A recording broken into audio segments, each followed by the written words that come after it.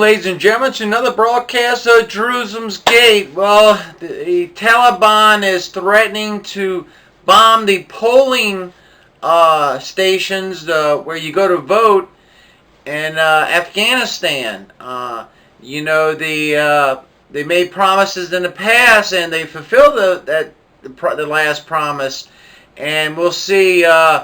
The Afghan government's supposed to go to elections, and once again, the Taliban has stated that they will bomb some of the election places where you go to vote. Now, will that deter people from going to vote? That could be a problem there too. I'm not really educated in the internal politics of Afghanistan, but this war with Taliban is it's not getting better, it's actually getting worse. When we were going to have some talks with them, they went on a bombing spree. And of course, President Trump canceled the meetings, and it didn't make no sense to me. If you're going to meet for peace, why go on a bombing spree? They said that would give them a stronger arm in negotiations. By bloodshed? It doesn't make any sense to me. There's so many wars and rumors of wars. We talk about this quite often. I have a video that goes into the election in Afghanistan. It's just a couple of minutes long. It's coming up after this. But I want to visit something that's been on my mind a lot. As you see, I hope you can see the screen. It's Matthew 24:6. As he sat upon the Mount of Olives, talking about Jesus. Now, before this, the verses before this, the disciples were in the city, and they were amazed at all the buildings in Jerusalem. And Jesus said, "You see all this? Not one stone will be left upon another." And the disciples wanted to know when would all this take place in the end of the age. It says here the end of the world, but what they really mean is the end of the age.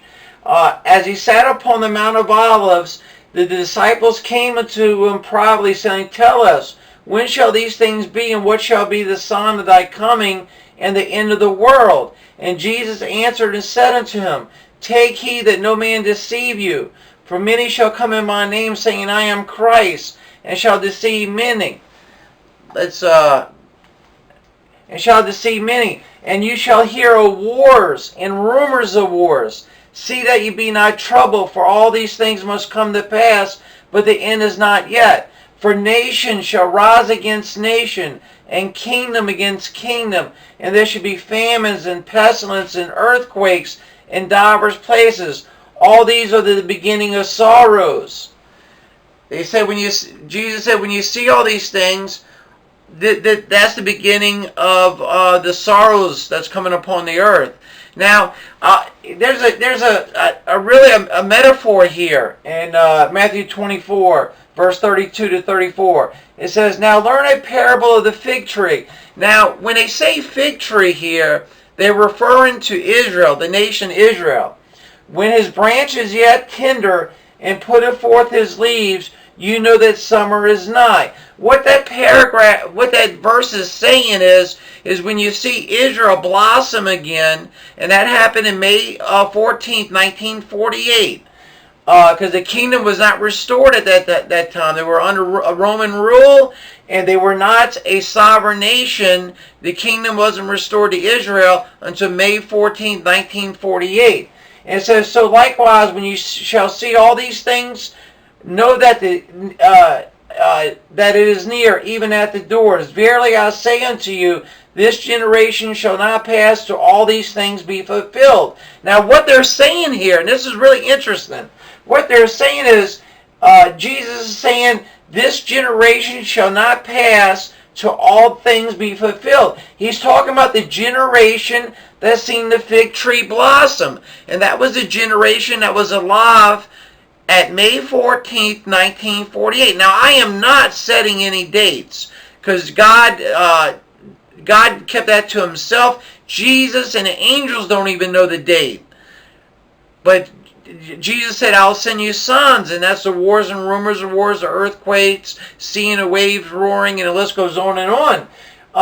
But the generation that sees the fig tree blossom, and that was a generation that was alive May 14, 1948, that this generation shall not pass. Not, in other words, that the people that were alive during May 14, 1948, that generation that was alive during that time will not all pass away till all these things be fulfilled. Now that generation is starting to pass. That was my mother and father's generation, and both of them are with the Lord. That generation is starting to pass, and it says this generation shall not pass. In other words, there'll be a good part of people that were alive during May 14th, 1948 that will still be living when all is fulfilled. Now, it's really interesting about the Taliban. The mindset of the Taliban is probably going to get worse before it gets better, unfortunately. And the United States, I don't know if the country has the stomach to really fight against the Taliban in a way it's needed to beat the Taliban. And that would be more troops, more resources, more money. And unfortunately, deaths would come with that. And the United States is war weary. We've been in war. I mean, we're pretty much in Desert Storm. It's ladies and gentlemen, the Lord's return is near, and I don't have to tell you, the Christians that are listening, you know this. You watch my broadcast. You see me reporting on the news. You see me translating world events to biblical scriptures. The end is very near. We got this information coming from the about the Afghan elections, and has the Taliban has vowed to bomb the polling places. Here it comes. We love you. Here comes the video. Most people I've spoken to say this election shouldn't go ahead unless there is a peace deal with the Taliban in place. Why do you insist that they do move forward? It's the issue of legitimacy of the system. Already we are late for a few months, and then there are a lot of criticism of the government, our leadership, all of us together, and the people having tolerated us for 5 years, they should be awarded. So there has to be a transition, political transition through elections. Otherwise, somebody with the appetite of our president, President Ghani, current president, he can take it, continue with another 5 years. The Taliban have again threatened to attack polling stations on Saturday. What's your message to the Taliban, to the Afghan people in the face of these threats? Hopefully those will not stop people from going to the polling centers and casting their votes.